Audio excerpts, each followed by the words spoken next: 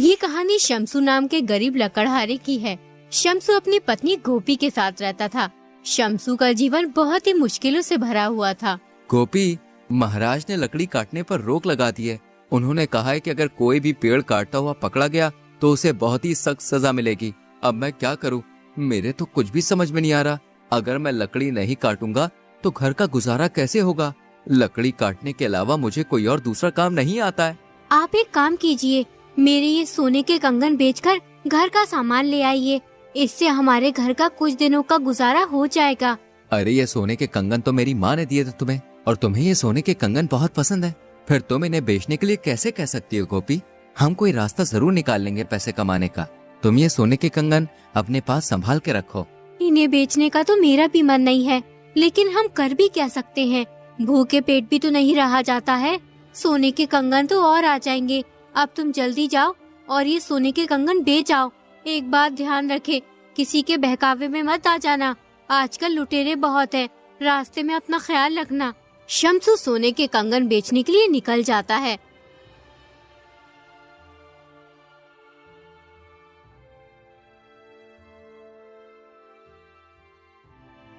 रास्ते में उसे भानु नाम का आदमी मिलता है। वो शम्सू से कहता है, अरे क्यों भाई शम्सू, इतनी जल्दी में कहाँ जा रहे हो? लगता है किसी जरूरी काम से जा रहे हो। हाँ भाई भानु, मैं एक जरूरी काम से जा रहा हूँ। दरअसल मैं अपनी पत्नी के सोने के कंगन बेचने जा रहा हूँ। तुम तो जानते ही हो, महाराज ने लकड़ी काटने पर रोक लगाई हुई है। घर में एक पैसा भी नहीं है, इसलिए मैं ये कंगन बेचने जा रहा हूँ। इन्हें बेचकर जो भी पैसे मिलेंगे उनसे थोड़े बहुत दिनों का गुजारा हो जाएगा। अरे ये तुम क्या कह रहे हो शम्सू? अब तुम पत्नी के कंगन बेचकर घर का गुजारा करोगे, और जब कंगन के पैसे खत्म हो जाएंगे फिर घर का गुजारा कैसे करोगे? अरे ये तो मैंने सोचा ही नहीं, लेकिन मुझे लकड़ी काटने के अलावा और कोई काम आता भी तो नहीं है। फिलहाल इन कंगन को बेचकर कुछ दिनों का गुजारा हो जाएगा, उसके बाद मैं कोई काम देख लूंगा। अगर तुम चाहो तो मैं तुम्हें एक सुझाव दे सकता हूँ, जिससे तुम्हें अपनी पत्नी के कंगन तक बेचने नहीं पड़ेंगे और तुम्हारे घर का गुजारा भी हो जाएगा। सच कहूँ तो भानु भाई, मैं अपनी पत्नी के कंगन बेचना नहीं चाहता हूँ, क्योंकि मेरी पत्नी को ये कंगन बहुत अच्छे लगते हैं, लेकिन मजबूरी इंसान से हर काम करवा देती है। अच्छा बताओ, तुम मुझे कौन सा काम बता रहे थे जिससे मैं पैसे कमा सकता हूँ? देखो शम्सू भाई, काम थोड़ा मुश्किल है, लेकिन मुझे पूरी उम्मीद है कि तुम उस काम को कर लोगे। क्या तुम काम करने के लिए तैयार हो? हाँ हाँ, मैं तैयार हूँ, लेकिन पहले काम तो बताओ, मुझे करना क्या होगा? तुम्हें मेरे साथ मिलकर चोरी करनी होगी। अरे नहीं नहीं नहीं नहीं, मैं चोरी वोरी नहीं कर सकता। मुझे भूखे रहना पसंद है, लेकिन मैं कभी चोरी नहीं करूँगा। अरे भाई, मैंने कब कहा कि तुम चोरी करो? चोरी तो मैं करूँगा। बस तुम्हें बाहर रहकर नजर रखनी पड़ेगी कि कोई आ तो नहीं रहा है। तुम देखना, केवल 10 दिनों में इतना पैसा होगा तुम्हारे पास जितना तुम अपनी पूरी जिंदगी में कमा नहीं सकते हो। तुम सही कहते हो भानु भाई, मैं तुम्हारे साथ काम करने के लिए तैयार हूँ। चलो अब हमें चोरी कहाँ करनी है ये बताओ। शम्सू चोरी करने के लिए तैयार हो जाता है। दोनों चोरी करने निकल पड़ते हैं। रास्ते में उन्हें एक आदमी दिखता है जो हाथ में झोला लिए आ रहा होता है। भानु शम्सू से कहता है, अरे देखो, सामने से वो आदमी आ रहा है। तुम्हें उसे अपनी बातों में फंसाना है और यहाँ वहाँ की बातें करनी है। उतने में ही मैं इसका झोला चुरा लूंगा। अब मैं उस पेड़ के पीछे छुप जाता हूँ, तुम उसे अपनी बातों में लगाओ। शम्सू उस अनजान आदमी के पास चला गया और फिर उसे अपनी बातों में उलझाने लगा।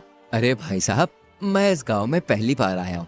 अगर तुम मुझे सुहानपुर जाने का रास्ता बता दोगे तो तुम्हारी बड़ी कृपा होगी। अरे क्यों नहीं, मैं अभी तुम्हें जाने का रास्ता बताता हूँ। तुम एक काम करो, इस रास्ते पे सीधे चले जाओ। थोड़ी दूर चलने के बाद तुम्हें एक गांव दिखेगा। वो सुहानपुर का गांव नहीं है। अभी तुम्हें और आगे चलना पड़ेगा। 2 मील चलने के बाद तुम्हें दूसरा गांव दिखाई देगा।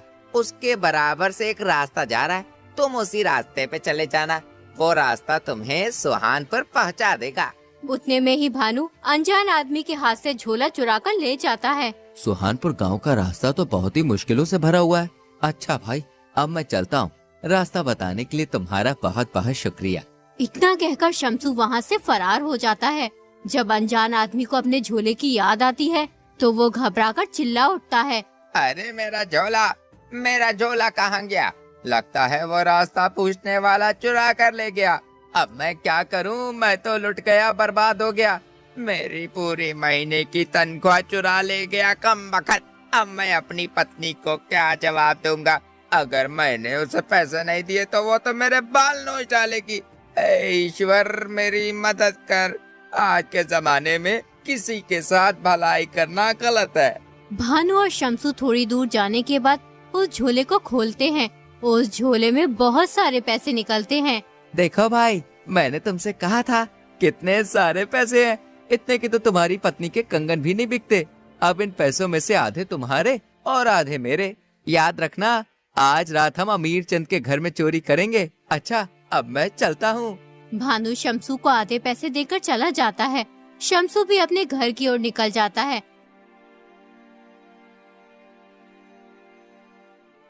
जब वो घर पहुंचता है तो उसकी पत्नी कहती है, आ गए तुम कंगन बेचकर। कितने पैसों के बेके हैं? लाओ जल्दी पैसे दे दो, मैं घर का सामान ले आती हूँ। अरे गोपी, ये लो पैसे और ये लो अपने कंगन। इन्हें संभाल कर रखो। अब हमें कंगन बेचने की कभी जरूरत नहीं पड़ेगी। जाओ, अब इन पैसों से घर का सामान ले आओ। जल्दी जाओ, मुझे बहुत तेज भूख लगी है। ये तुम इतने सारे पैसे कहाँ से लेकर आए हो? कहीं तुमने कोई गलत काम तो नहीं किया? अरे तुम ये क्या कह रही हो गोपी? मैं भला गलत काम क्यों करूँगा? अरे मुझे ये पैसे मेरे एक दोस्त ने दिए और उसने मेरी नौकरी भी लगवा दी है। जब मुझे पैसे मिलेंगे तो मैं उसके पैसे लौटा दूंगा। शम्सू अपनी पत्नी से झूठ बोल देता है और रात होने पर भानु के पास चोरी करने के लिए चला जाता है। आ गए तुम, मैं तुम्हारा ही इंतजार कर रहा था। अब हम अमीर चंद के घर चोरी करने जाएंगे। तुम घर के बाहर खड़े होकर मेरा इंतजार करना। मैं घर के अंदर जाकर सारा माल चुरा कर ले आऊंगा। अगर किसी को भी हमारे ऊपर कोई शक हो या हमें कोई देख ले तो तुम मुझे सीटी बजाकर सूचना दे देना। मैं तुरंत ही वहाँ से फरार हो जाऊंगा। समझे भाई? अब जल्दी चलो, ये सही वक्त है चोरी करने का।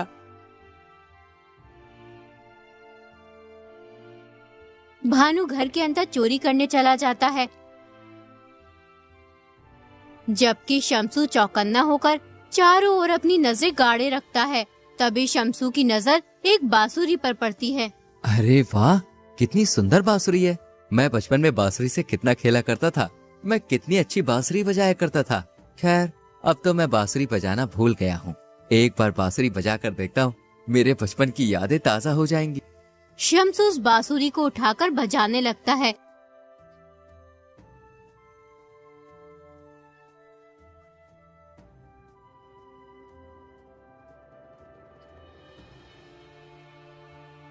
बांसुरी की आवाज सुनकर कुछ गांव वालों की आंख खुल जाती है और भानु भी घबराने लगता है। अरे ये कौन बेसुरा है जो इतनी रात को बांसुरी बजा रहा है? लोगों का सोना हराम कर रहा है। ये मुझे मरवा के ही छोड़ेगा। शम्सू बांसुरी बजा ही रहा होता है कि तभी एक गांव वाला शम्सू से कहता है, अरे कौन हो तुम? पहले कभी तुम्हें नहीं देखा इस गांव में, और ये बांसुरी बजाकर लोगों की नींद क्यों खराब कर रहे हो? लगता है हमारी चोरी का गांव वालों को पता चल गया। अगर मैं चोरी का माल बाहर लेकर गया तो गांव वाले मुझे बहुत पीटेंगे। ऐसा करता हूँ, इस सामान को यहीं छोड़ देता हूँ और चुपचाप यहाँ से निकल जाता हूँ। अगर बांसुरी बजाने का इतना ही शौक है तो अपने घर में जाकर बजाओ। यहाँ क्यों लोगों की नींद खराब कर रहे हो? मुझे लगता है कि तुम कोई पागल हो। भानु ये सब खड़ा होकर सुन रहा होता है। फिर गांव वालों के पास आकर कहता है, ऐसे अभी महाराज के पास ले जाता और सख्त से सख्त सजा दिलवाता। सारी नींद खराब कर दी मेरी। पागलपन की भी हद होती है। वो आदमी वहाँ से चला जाता है। भानु को शम्सू पे बहुत गुस्सा आता है। अच्छा, तब बांसुरी तुम बजा रहे थे? अरे तुम तो आज मुझे मरवा ही देते। अरे चोरी करते वक्त बांसुरी कौन बजाता है? मैंने सारा सामान चुराकर झोले में भर लिया था, लेकिन तुमने बांसुरी बजा दी। मुझे वो सामान वहीं छोड़ना पड़ा। तुम्हारी बांसुरी की वजह से आज मुझे बहुत नुकसान हुआ है। अरे भानु भैया, मैं मानता हूँ कि मुझसे गलती हो गई है। उस बांसुरी को देखकर अब मुझे अपने बचपन की याद आ गई थी। फिर मुझसे रहा नहीं गया, इसलिए मैंने वो बांसुरी बजा दी। इस बार मुझे माफ कर दो। आज के बाद ऐसी गलती कभी नहीं करूँगा। ठीक है, इस बार मैं तुम्हें माफ कर देता हूँ, लेकिन अगर दोबारा तुमने ऐसी कोई हरकत की तो मैं तुम्हें अपने साथ नहीं लेके जाऊंगा। समझे? चलो अब घर चलते हैं। कल हम पास वाले गांव में चोरी करने चलेंगे। दोनों अपने घर चले जाते हैं।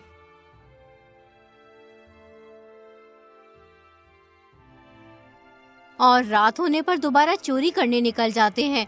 सुनो, मैं उस सामने वाले घर में चोरी करने जा रहा हूँ। तुम यहीं खड़े होकर मेरा इंतजार करो। अगर कोई आया तो मुझे बता देना और पहले जैसी हरकत मत करना। हाँ, अब मैं जा रहा हूँ। अपनी आँख और कान खुले रखना। इतना कहकर भानु घर के अंदर चला जाता है और घर का सामान चुराने लगता है। तभी एक आदमी शमसू की तरफ आ रहा होता है। उसे देखकर शमसू डर जाता है। वो समझता है ये भूत है। फिर वो जोर जोर से शोर मचाने लगता है। बचाओ, भूत भूत, मुझे कोई बचाओ इस भूत से। ए पागल आदमी, मैं भूत नहीं हूँ, समझे? मैं तुम्हारी तरह ही एक इंसान हूँ। मेरी पत्नी से मेरी लड़ाई हो गई है, इसलिए मैं घर के बाहर आ गया हूँ। वैसे तुम इतनी रात में यहाँ क्या कर रहे हो? मैं क्या कर रहा हूँ? मैं तो कुछ भी नहीं कर रहा हूँ। अरे भाई, इसकी दिमागी हालत ठीक नहीं है। ये किसी को भी भूत समझ लेता है और फिर शोर मचाने लगता है। तुमसे कितनी बार कहा है, यूं लोगों को परेशान मत किया करो। चलो अब यहाँ से। दोनों वहाँ से चले जाते हैं।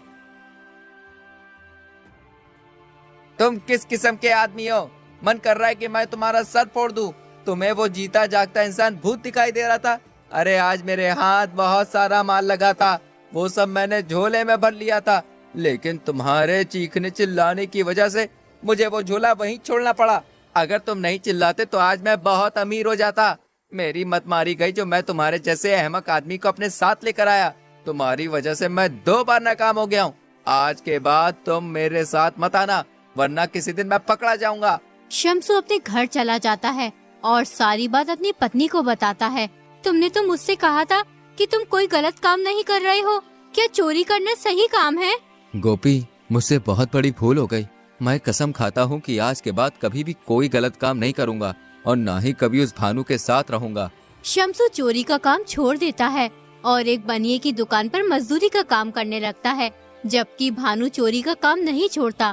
पहले तो वो छोटी मोटी चोरी किया करता था, लेकिन अब वो लुटेरा बन गया था। आते जाते लोगों को लूटने लगा था। ए बूढ़े, क्या है इस झोली में? जो भी है मेरे हवाले कर दे, वरना मैं तेरी जान ले लूंगा। लाला, जल्दी से झोली मेरे हवाले कर दे। बेटा, मैं बहुत गरीब हूँ, मुझे मत लूटो। मैंने सारी जिंदगी कमा कमा कर थोड़े बहुत पैसे जमा किए अपनी बेटी के शादी के लिए। अगर ये पैसे मैंने तुम्हें दे दिए तो उसकी शादी नहीं हो पाएगी। ए बूढ़े, ये कहानी मुझे मत सुना। मैं तेरी इस दर्द भरी कहानी से बहकने वाला नहीं हूँ, समझा? चुपचाप ये झोली मुझे दे, वरना अभी तेरा सर धड़ से अलग कर दूंगा। वो बूढ़ा आदमी भानु की बात सुनकर डर जाता है और अपनी झोली भानु को देकर चला जाता है। भानु झोली को लेकर अपने घर पहुंचकर अपनी पत्नी से कहता है, आज तो मेरे हाथ बहुत सारा माल लगा है। आज एक बुढ़े को लूटा था, उसने अपनी बेटी की शादी के लिए पैसे जमा किए हुए थे। अरे मैंने उससे वो सारे पैसे लूट लिए। चलो अब जल्दी से मेरे लिए लजीज सा खाना बनाओ। ये बात भानु का बाप सुन रहा होता है। वो भानु के पास आकर कहता है, बेटा, तू ये लूट मार कब छोड़ेगा? चोरी लूट मार से कभी किसी का भला नहीं होता। तू उस गरीब बूढ़े के पैसे छीन के लाया। उसने कितनी मेहनत से अपनी बेटी की शादी के लिए रुपए जमा किए होंगे और तू उन्हें एक पल में उससे छीन लाया। पिताजी, आप मुझे राय मत दीजिए। मैं जो कर रहा हूँ सही कर रहा हूँ। अरे आज के जमाने में मेहनत से किसी का भला नहीं हो सकता। लाखों लोग हैं जो दिन रात मेहनत करते हैं, लेकिन उन्हें सही से 2 वक्त का खाना भी नसीब नहीं होता। फिर मैं मेहनत मजदूरी क्यों करूं? देखो, एक ही पल में कितना सारा माल लूट लाया हूँ। इससे मेरे 10 दिन का गुजारा आराम से हो जाएगा। देखा पिताजी, लूट मार करने का कितना फायदा है। अरे आज के बाद आप मुझे अपनी राय मत देना। अब मुझे बहुत तेज भूख लगी है, मैं खाना खाने जा रहा हूँ। आओ तुम भी मेरे साथ खाना खा लो। उधर वो बूढ़ा आदमी राजा के पास पहुंच जाता है। महाराज, मैंने बड़ी मुश्किल से अपनी बेटी की शादी के लिए थोड़े से पैसे इकट्ठा किए थे, लेकिन एक लुटेरा मेरे से पैसे छीन कर ले गया। कौन लुटेरा तुम्हारे पैसे छीन कर ले गया? किसकी इतनी जरूरत है जो हमारे राज्य में लूट मार कर रहा है? उस लुटेरे ने तुम्हें कहाँ लूटा था? महाराज, मैं पास वाले गांव के जंगल से होकर अपने घर जा रहा था। एकदम वो लुटेरा पता नहीं कहां से आ गया और मुझे पकड़ लिया। मुझे जान से मारने की धमकी दे रहा था। वो कह रहा था कि या तो अपना सारा धन मुझे दे दो, वरना तुम्हारा धड़ सर से अलग कर दूंगा। इसलिए मैंने अपना सारा धन उस लुटेरे को दे दिया। अब मैं अपनी बेटी की शादी कैसे करूँगा? महाराज, मेरी मदद कीजिए। आप परेशान मत होइए, हम उस लुटेरे को जल्द से जल्द पकड़कर तुम्हारा धन वापस दिलवा देंगे। अब आप अपने घर जाइए और आराम कीजिए। बूढ़ा आदमी अपने घर चला जाता है। राजा 2 सैनिकों को भानु लुटेरे की तलाश में भेजता है, लेकिन सैनिकों को वो लुटेरा कहीं भी नहीं मिलता, इसलिए वो थक हार कर महल वापस आ जाते हैं। राजा को समझ नहीं आ रहा होता है कि उस लुटेरे को कैसे पकड़ा जाए, इसलिए वो एक योजना बनाते हैं। राजा 2 सिपाहियों को साधारण भेष में कुछ धन देकर उस जंगल में रवाना कर देते हैं। जैसे ही भानु की नजर सैनिकों पर पड़ती है तो वो सोचने लगता है, आज तो तेरी किस्मत ही खुल जाएगी भानु। ये दोनों आदमी कितना सारा धन ला रहे हैं। अब मैं इनसे ये धन लूटूंगा, उसके बाद मेरे पास पैसा ही पैसा होगा। चलो अब जल्दी से इन्हें पकड़ लेता हूँ, कहीं भाग ना जाए। भानु जल्दी से जाकर उन दोनों के सामने खड़ा हो जाता है। अगर तुम दोनों को अपनी जान प्यारी है तो ये सारा धन मुझे दे दो, वरना अभी तुम्हें ऊपर पहुंचा दूंगा। लाओ जल्दी करो। तुम्हें क्या लगता है ये सारा धन हम तुम्हें दे देंगे? अगर हिम्मत है तो ले लो। सुनो, मेरे पास ये फालतू बकवास भरी बातें सुनने का समय नहीं है। अरे सीधी तरह ये सारा धन मेरे हवाले करो, वरना अभी तुम दोनों की जान ले लूंगा। अच्छा, तो तुम हमारी जान ले लोगे, लेकिन हम मरना नहीं चाहते। लो ये सारा धन तुम ले लो। जैसे ही भानु सिपाही से धन लेने के लिए अपने हाथ आगे करता है, तुरंत ही दोनों सिपाही उसे पकड़कर राजा के पास ले जाते हैं। तो तुम हो वो लुटेरे जो आते जाते गरीबों को लूटते हो। क्या तुम्हें इन गरीब लोगों को लूटते हुए इन पर दया नहीं आती? ये कितनी मेहनत से थोड़े बहुत पैसे जोड़कर इकट्ठा करते हैं और तुम इनके पैसे एक पल में ही लूट कर ले जाते हो। इसके लिए मैं तुम्हें सख्त सजा दूंगा। आगे से कभी भी कोई चोरी या लूटमार करने की सोचेगा भी नहीं। सैनिकों, इस लुटेरे को जेल में डाल दो। कल इसे सजा सुनाई जाएगी और इन बुजुर्ग आदमी की बेटी की शादी के लिए धन दे दो, जिससे ये अपनी बेटी की शादी करते हैं। इस तरह भानु को अपने किए की सजा मिलती है। राजा के द्वारा मिले धन से वो बूढ़ा आदमी अपनी बेटी की शादी कर देता।